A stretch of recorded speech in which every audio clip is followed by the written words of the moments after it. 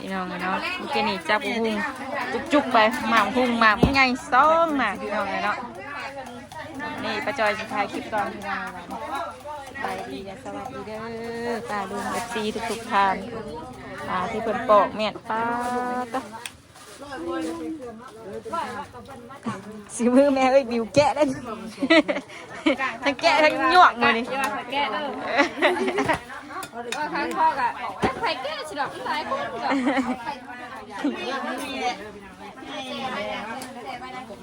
มื้อนี้สิละอันนั่นนี่รอแล้วมื้อนี้เนาะสิละลูกเต้ามาดีรอมื้อนี้จักสิเป็นจังไดนะแต่ละคนจักได้กินข้าวกินน้ำนึกบ่จอยกับป้าลูกป้าเต้าป้าแม่นั่นอยู่กับป้าลูกป้าเต้าเลยเป็นนี่ไดลูกเต้าอะไรยังไม่ได้มื้อป้าลูกนะตื่นเช้ายอด8 โมงอีเด้ติสิว่าแปลกอ่ะเนาะแม่ใส่เด้บ่ล่ะพากันเฮ็ดน้ำกุ้นได้จะพากันแยกย้ายกันแม่เฮ็ดน้ำกุ้นแล้วก็สิเมื่อแล้วนี่เมื่อหาป้อนข้าวป้อนน้ำลูกแล้วนี่จักเป็นอะไรจะว่าให้กินแต่นมมันจ้ะ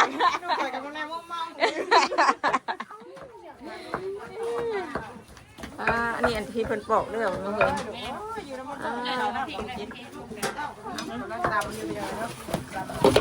เด้อจุ๊บอันนั้นน้ำหนามันบ่เฮยนั่นน่ะ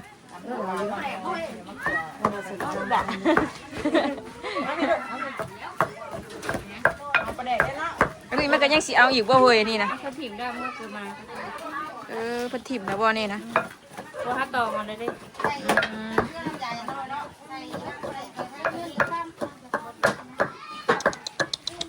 จูนเบิ่ง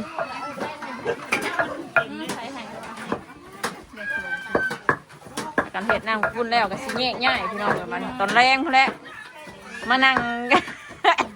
มานั่งกินบ่มาพ่อน้ำบุ้งนะบ่ดิไปมาพ่อเบิ่นหอยกินเบิ่นบ่เพิ่นแพ้มื้อนั้นเด้อเฮ้ยป้าเราไม่ได้กินเด้อเฮ้ยป้าเราไม่ได้กินนะสิว่าพ่อได้กินอยู่แล้วเขาไปป้าเราฉันไม่ได้กินน้ำมูกแล้วเราไม่ได้กินยาเฮ็ดแก้วแล้วก็สิเอามากินไว้ให้พ่อไม่ใหญ่นะเราบ่พ่อเราบ่แม่พ่อไม่ได้กินนะเราไม่ได้กินนะสิซิมเฮาก็ซิมก่อนเด้เอาไปกินเลยเช่เฮ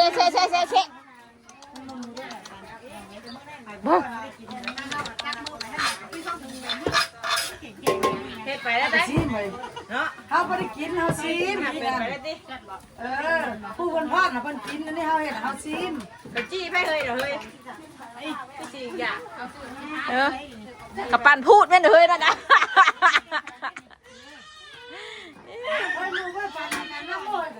ไปจี้แม่นกระเป๋านะเชื่อกันได้กินได้ป่ามาในนี้นั่นกระเป๋านะเฮ้ยกินได้เพิ่นว่านะ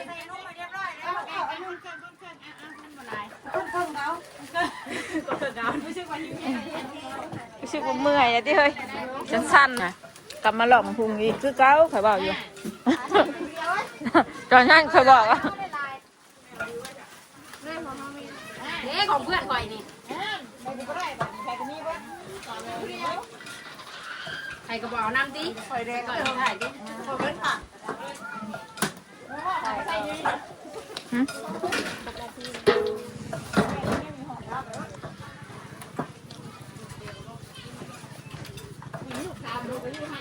ตัวเนาะเครื่องปั่นมันกระดาษ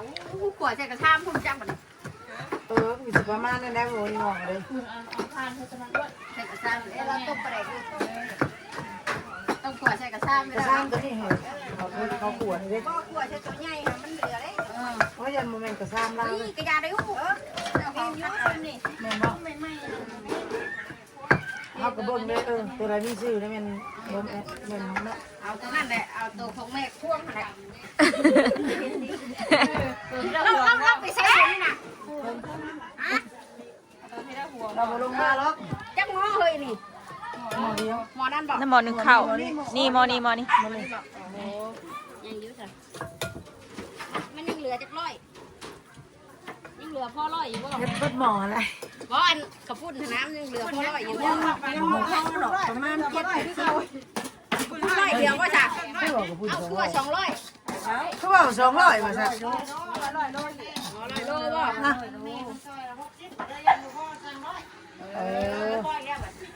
ยังเหลือพ่อ50อยู่บ่ล่ะ อะไรกัน อันนั้นเลยเฮ้ยยังวะ อันไหน ไม่พายนะไม่เป็นพายขับข้าวได้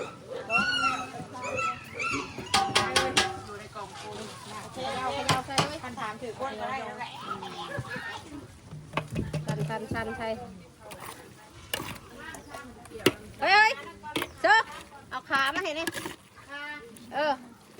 เดี๋ยวน้ำด้วยกันตัวนี้มันแข็งอยู่ตัว พักคนน้อยเนาะคนลายเฮ้ยพักคนลาย อ๋อคนมีญาติ ได้บ่นี่วะ ใส่กันได้ จะ บ่ มาลดจะมาลด ใส่แล้ว ได้บ่ เอารถตรวจรถหากล่องออกกันเด้ตรวจอ่ะ นั่งกระมังนึง จวดรถ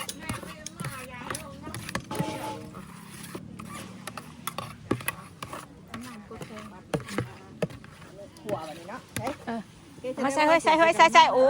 ย ก่อนลูกนี่มาแห้งเนาะ เออ ปฏิหายว่าเอาขวดลง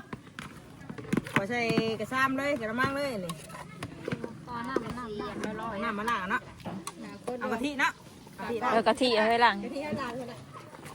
ใส่หลายคนเลยลอยเนาะ ล้วนบ่ได้สิ เจ้าคนเจ้าแม่ ขากล้องขาก้นน่าจิเพนี่ไวๆอยู่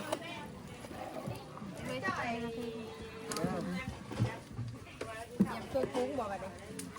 เตรียมเครื่องปรุงมาเฮ้ยเอาปากจะขวดเอามาขอใจบ่ได้เอาบ่เลยเนาะ ตดแล้วเฮ้ยแล้วหมองตดแล้ว ก่อนเต้นนะกระซ้ำมันบางทำได้เลย น้ำมาใส่ตดแล้วมัน น้ำมะนาวเลย เฮ้ยมันมาใหม่ก้นหรือเปล่าเฮ้ย เจ้าแล้วเจ้าเราคนหนึ่งต้องเราไปจ่ายเขาไม่ได้น่ะเอาเถอะ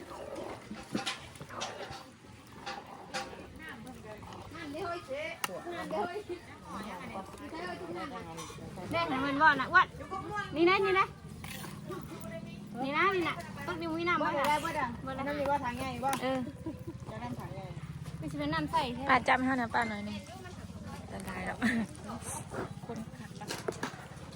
น้ำบ่ได้ชื่อบ่จะเป็นน้ำเป็นเป็นแม่คนเอามาเนาะยายคนข้างในข้างนอกโอ้นี่ลงบ่อ้วนเลย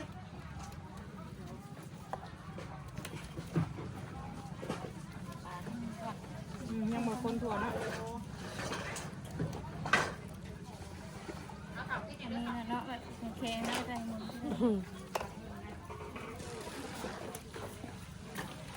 ใส่โบยทานเลย ใช้ได้ค่ะไม่กินเลย มันไม่ได้กินออกเลยเนาะ ไม่กินเอาเผื่อมีกินหอมวะไม่ไม่ ได้ชาติดิตะมุนเลย เฮ้ย ตะมุนมากเลย ฮะ มึงเนี่ยเรามีมือเหรอคะแม่นะของมันบ่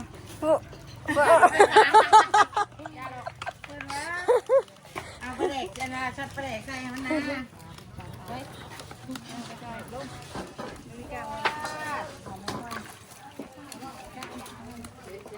มันก็ตามเราเลย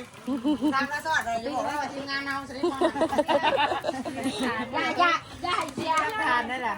เนาะว่าต้องไปได้เนี่ยมึงซับไปได้ลูก อย่าให้เสียเด้อทีมงานนั่นทริป เสียชื่อดิ อย่าให้เสียชื่อเด้อ เสียชื่อทีมงานสนิทเด้อแซ่บเลย ทีมงานทริปขาดไม่ได้เอ้ย ยินบ่คุณมาเล่นเป็นถามนี่น้องไผเฮ็ดกับพุ่งแม่น้องบิวอยู่แซ่บเลยเนาะ บ่อยกับคุณแซ่บแท้แซ่บ เราเป็นคนปรุงเราเป็นคนปรุงใช่ แข่งคนหาย เออ แซ่บด้วยบอกคนหน้าบ่แรง ทีมงานทริปเลย คนอยากว่าใส่งานนะ ทีมงานทริปมีทุกชียิ่งหนักกว่าธงชาติอีก เพิ่นขั่วนั่งกระปุ่น สูตรใส่กะปิบ่เออ เพิ่นผัดเพิ่นชื่อมัน เออ แต่ว่าชีสเลยนะ กัดทั้งปากคนหรือบ่ ไป เก่ามีแต่พวกคนหนาโบในเห็ดน่ะ มีแต่จิตตรงเนี้ยเล่นนิ่มเนาะ มันนี่มีแต่พวกมันยำมันยำพวกเก่งเลยเอามันพี่ข้านั่น ค่ะ ใช่ว่าสัตว์มันมีค่าน้ำมูเอ๊ะใช่ได้ป่ะ เอ้ยโอ้ยโอ้ยโอ้ยโอ้ย โอ้ย ทีมงานถือขาด ขาดนี่นะสิขาดนี่ ต่างกันได้ไหม ขาดตอนนั้นนะขาดตอนใดแล้ว ค่ะ ตุงนึง เดิมได้นี่ ค่ะกับบ้านเรียบร้อยเนาะคิดว่าสินค้าเป็นตอนนะค่ะ อันเป็นต้นเพื่อกับได้ใช่นะ เป็นลายมันมีความมีหัวข้าว ขาแก่บ่ ก็ได้หย่ำมันนะ มีได้เลย มีอันมันโจมชิ้นใช่บุญไหน ตีนกูตีนแก่แล้วไม่เคย ตีน เจาะลูกชิ้นตีโกงใกล้คนน้องเขาเลยนะ อ้าวคนเล่เฮ้ย คนโกง มาสิตีน้ำสาวซอยมั้ย ได้น้ำตกน้ำตาลรถดีรถห้างอะมา คือดีนะ ปรุงว่างเลย กระมังหนึ่งพอดีติ ลูกต้องหันรถด้วยพอแห้งแล้วใกล้จะได้กินแบบเตาดูเจาะ ติดอยู่เลยเอาขึ้นมาใส่ก็ดีนะ ได้ติดอยู่น่ะลูกกระเบื้องอยู่ กลางเลยที่นี่ซิมสิบ่ เพราะว่าเห็นคนไทยได้เนาะเป็นงัวเห็นคนไป2 รอบเลยนะ ใช้อบมันบ่ น้ำต้มเป็นแบบโอนมันเนี่ยนะทานทุหลายลาล่าทานแล้วลากิดเอา ลาแล้วออกได้ชีวิตมันเพิ่นแบบ ไร่สนิทนะ คุณน้ำคุณแม่จังได้เหรอไม่เมื่อใด ได้รับสันนะคุณได้ผัวชิมแล้วใจร้อนเลยใช่ได้เฮ้ยนัวได้ได้จะไม่ใช่นั่น ถ้าใส่2ตัวคนเลยคันบ่พออีกตัวนึง นี่นะมิแต่ได้ตัวน้ำตรงน้ำตาลได้ กันเดี๋ยวจะว่ากัน ไหนกว่าเนี่ยน้ำเป็นน้ำตาลได้เปิด โอ้ยนายนี่แหละเฮ้ยตาได้เราน่ะ ก็ถือใจกันยี่ดอกนะฮะมันโลกบ่ได้มีในถุดินบ่เฮ้ย เนาะคุณไม่ได้ใส่ภาษามี ใช่ได้ล่ะเนาะ จะไม่ใช่ตอนนั้นมัน ไม่ใช่แต่บัดนี้ ปั่นมันแล้ว อยู่ใช่นะ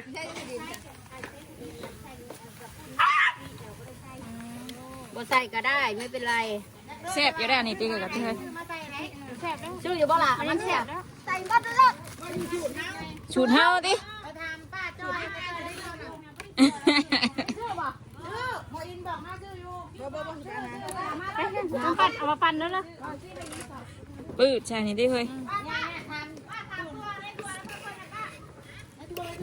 เรามาเอาใช่ว่าเป็นรัดวัวนะ แม่ ได้ถึงเก่าได้ถึงเก่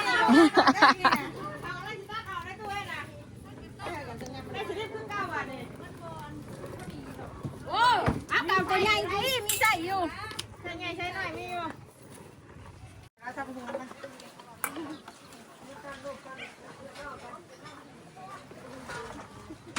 ตอกแขนวัวเฮ้ย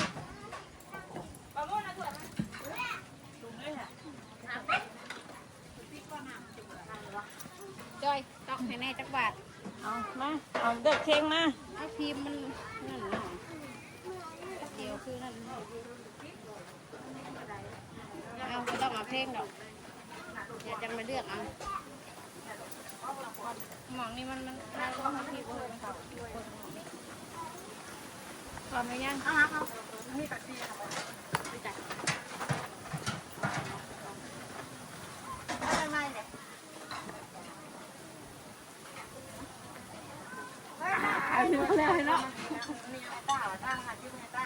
ปกดเลยดิ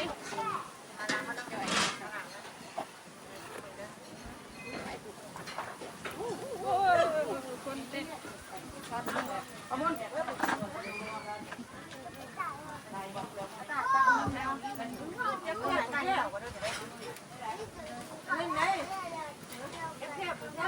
อ้หอมเ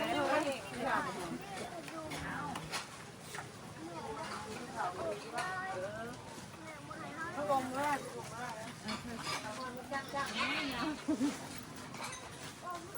มีกินแล้วมีกินแล้ว แล้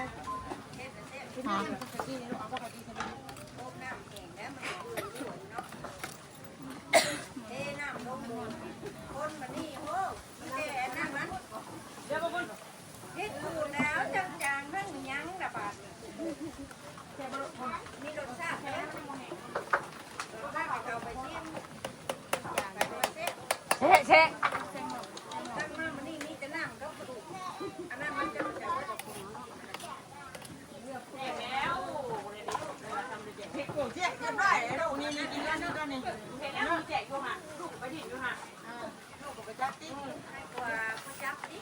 หอมประเด็นยังไง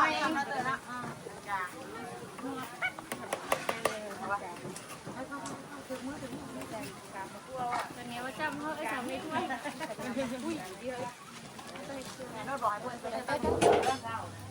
ให้เอาเกลือมาพี่ก็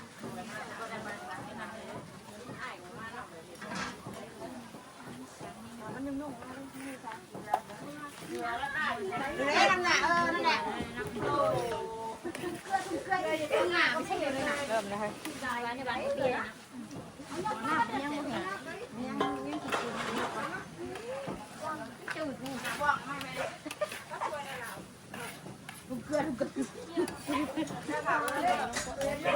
นั่นกระจางเลย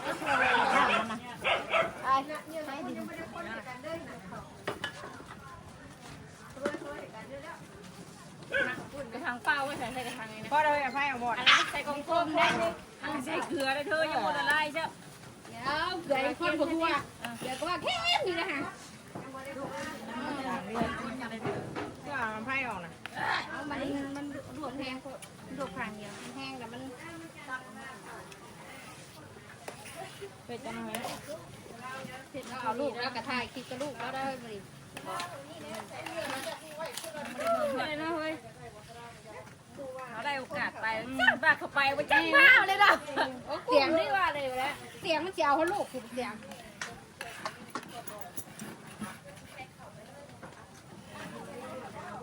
ออกไปจอบไปตู้อีกได้นี่จะหอนงามหมดดีนะเขาให้เอานะจักได้ชิมาดีกว่ามา เราเหยียดบอก เป็นแห้งดีบ่นั่งดึงเลยดึงลูกที่ว่าเมื่อยได้แม่ก็ได้คนมันดึงลูกที่เอาจะไม่ได้รถได้ได้ห้าคืนเธอเจ๊ เรายังอดได้เอาโทรมาหากันทีนึงกันมา15ไปแล้วโทรพอมาว่าจะเมื่อนะพี่เราไปชุดน้ำพุเพิ่นบ่ไปแน่เนาะนี่แต่ว่านี่ครับ ไอ้ที่ว่าอันเนี้ยเอาป่ะคือผู้สาวแล้วว่าเอาอย่าละเฮ้ยอย่าละอย่าละว้าว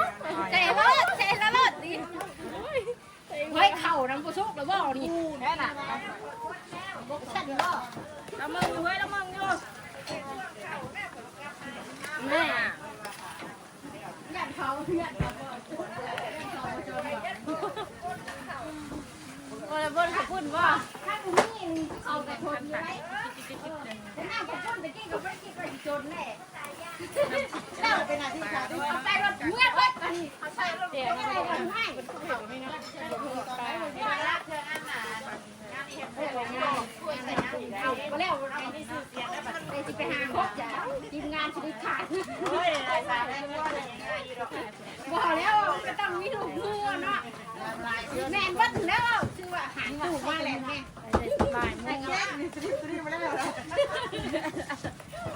เดี๋ยวมันเลยมันชีวิตขาดได้ชีวิตเลย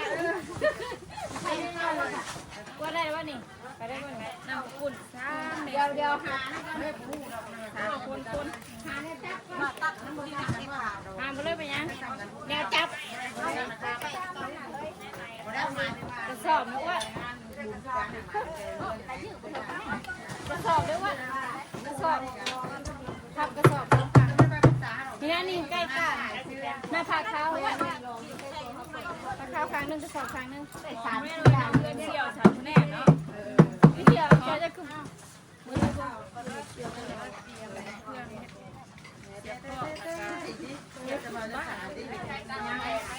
พูดขนาดจับเป็นเด็กเอ้าไรเอาไป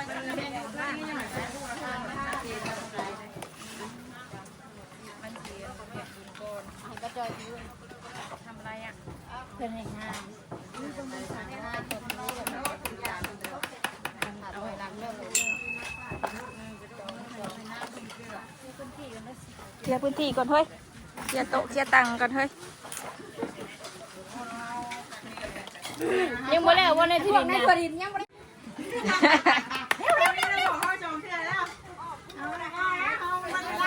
เด้อเฮ้ยเด้อตั้งใจเด้อเฮ้ยเด้อ โอ้ย กึบ บอกคำนี้มาแหละคือแบบ กึบหยับเด้อเฮ้ยหยับเด้อหยับเด้อเฮ้ยหยับเด้อ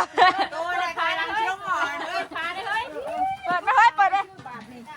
ปิ๊บปิ๊บปิ๊บ เฮ้ยเลยบอก ตักเอาแล้วอ่ะ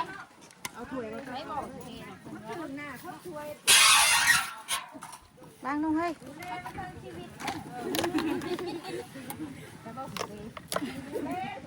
ดูเล่เดี๋ยว เล่แล้วดิจับจุ่มน้ำดิเอาขามันก่อนเด้อ โดยแล้วพี่น้อยน้ำหอมแค่นี้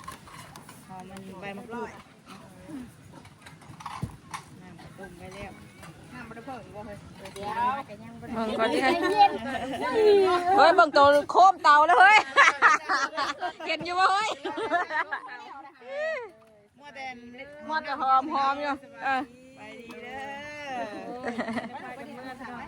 อ แล้วนี่แหละสิมือ รอกินซิมน้ำกระปุ่นก่อน สิมือเจ้าของดิ เจ้าของ มันเสียบมาเรื่อยๆดิเอาเองได้นี่นะ คือซีบอแซ่บผ่านด้วยผ่านงานนี่พี่น้องเองจากมีตัวอยู่คนกลุ่มเนาะอยู่ในเกลือปิ้งนัวอะไรทีนี้กับรถมีรถเสียน้ำหมอนี่ร้อยเศร้าแล้วเป็นว่าหมอร้อยเศร้าดิบ หมอใหญ่เนาะหมอเดียวนี่เหรอวะ นี่สบายกระปุ่นเหลืออยู่7-80บ่ก็ชื่อเหลืออีกน้ำแล้วเนาะ น้ำอู้80 โล น้ำมันเท่ากันตั้งจะจุงไปกัน มันต่ำมานั่น เมื่อวันพฤหัสกินกับบดตั้งในโลด มันใช้เองวันนี้อื่นดิ ถ้าเพิ่นอยากซื้อแต่ผ้าเขาก็ได้น้อยเนาะตั้งแต่น้ำมันไหวได้ก็จะเขียนได้เลยช่วยซะช่วยซะเขียนเองเลยช่วยเขียนช่วย คือว่ามันยังก็ไม่ได้ปรึกษาล่าหรอกหน้าป้าชื่ออะไรบ้างถึงจะเราเขียนให้ถดิน เขียนเลยป้าเขียนป้าเขียนได้สิยาโลดในตัวดินเขียนในตัวดิน เราแค่หน้าบุ้งนี่ เรียกว่าจะเขียนหนักน้ำสี คนคักได้เนาะเฮ้ยน้ำมันเนาะ อยู่กันมาตั้งนาน ถ่ายก้นนิสัยพูดเพื่อจะเอาก้น หนามงามมาทายติ ก้นในหอแบบถ่ายเนาะเอาตัวปิดไว้นะว่ะตัวสำคัญว่ะ หอมตัวนี้เนาะเฮ้ยเนาะหอมตัวนี้เฮงว่ะ นั่นแล้วพอดีเราอยู่พุ่นเดือดเราหอมหน่อยเราหิวข่าวแล้วป่ะหอมยักษ์ว่าเราเมื่อให้กินอยู่ใต้ลมเด้ น้ำข้าวปุ้นนี่ไม่ได้ใส่น้ำมูกน้ำมันได้แต่มันเองเผ็ดมันปลามันกับกะทิ กะทิ เดี๋ยวปัจจุบันมันแท้นะเขาไม่ได้ใส่น้ำมันเลย มัน แซ่บถั่วเลยนะเอาไว้ก่อนดิ มันสูบน้ำกะทิได้นะ ยันคือเขา แซ่บได้เลยน้ำกะทิ ยันเขาท่วงเขาอะไรโอ้มีตีนไก่ใส่ได้น้อยเจอ เจอตีน เขียนได้เขียนผมซื้อปลามากเนาะพอดีเลยกินเช่นกันก็ต้มเนื้อ เท่ได้บ่ ไปเล่นกะว่าแบบเห็นเลยนะโอ้ยจักสิเอาผ่อนมืออะไรกับมาอมแล้วบ่แบบว่าโม่ดึงขึ้นกันเอาตีนไปเลยนะลุกเลยทีมงานดูดตีน เปลี่ยนทีมมาได้เนาะ เปลี่ยนทีมด้วยน้ำมาทันนะ ก็ตอนเช้ากับทีมนึงกว่าเนาะแม่กับทีมนึง บุญนี่มีหลายเยอะ วันแรกเอาทีมเอาตั้งชื่อทีมใหม่เลย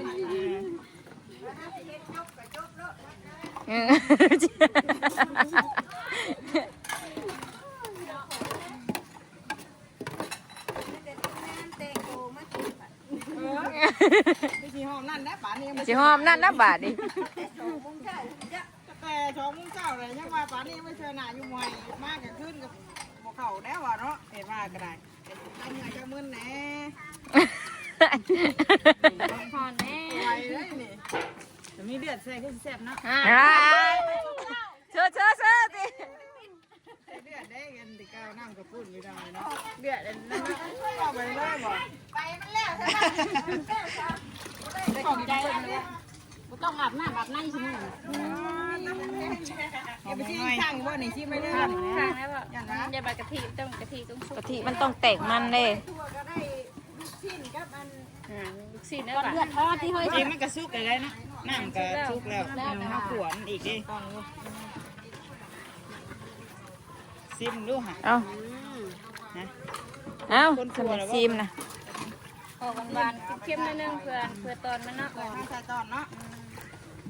ตาล็อกมา จิ้มมือจิ้มมือเอา จ้า สูตรสามแม่ครัวได้นี่ ครัวป้าจอยน้องแม่น้องมิวใช่ เป็นได้ เป็นได้อย่าให้เสียชื่อได้อย่าให้เสียชื่อทีมงานนะอุตส่าห์ตั้งให้ถามแม่ครัว นั่นมานั่งนะฮัน มันลากเรียบร้อยได้ เฮ้ย เอาเว้ยตามมาบางอย่างอวด กอกแล้วก็มาค้นเลยน้ำนี่ไม่ต้องใจแล้วจ้า ตัวนะ ดีกว่าไปสิบ่ ดีแล้วก็มันน่ะได้แล้ว เผาเด้อเผาเด้อ ใส่เกลือได้ใส่เลยสาดกันนัวอยู่แต่ว่าเกลืออยู่น้อยนึงก็ได้รู้ เฮ้ยเขาโทษน้ำนะเฮ้ย น้ำแหละ ย่างๆ หอบักไง แพ้เลยมันนี่นะ เท่เลยจิ้มกันเด้อจิ้มจนนะลินี่เนื้อปลา ได้โอกาสแล้ว หาโอกาสยากไอ้ที่เฮ้ยแบบนี้ที่ต้องรอให้แบบว่า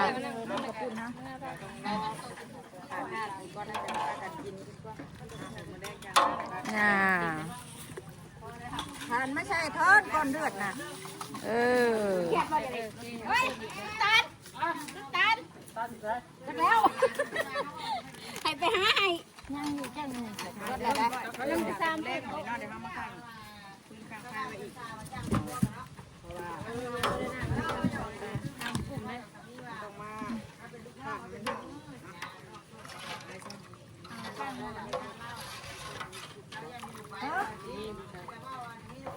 ถึงดาวมั้ยคือถึง ไปทางประธานดูนะ โอ้ยาเด้อ โดยเห็ดแห้งไงได้ลองเอ้ยมันแย่ได้นี่เนอะ เก็บญาติไม่ได้ขูดบ่เดี๋ยวนี้เจ้าแหละจะได้ขูดเจ้าจะว่าประจำเมื่อน้ำบ่นะเมื่อน้ำบ่เจ้านะ อ่ะอะไรเนาะโทรมาบ้านป้าสักคลิปนี้ก็จะขอจบคลิปเพียงสำนี้ก่อนขอบคุณอะไรเด้อป้าลุงเลยที่เขามารับชมเนาะคลิปนี้ก็ไปแล้วประกันเห็ดนำกระปุ้นพี่น้องเลยเนาะจอยกันแล้วก็สีมือแล้วบาทนี่